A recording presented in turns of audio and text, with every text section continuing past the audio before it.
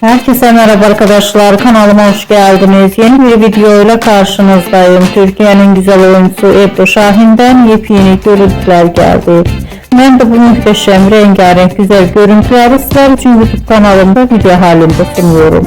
Umarım beğenirsiniz. Arkadaşlar, videomu beğendiyseniz kanalımı izlemeyi ve bildirim butonuna basmayı unutmayın. Şimdilik benden bu kadar olsun. Yeni videomuzda görüşmek üzere. Hoşça kalın, sağlıklı kalın. Umarım videomu sonuna kadar izleyeceksiniz ve beğeneceksiniz. İyi seyirler.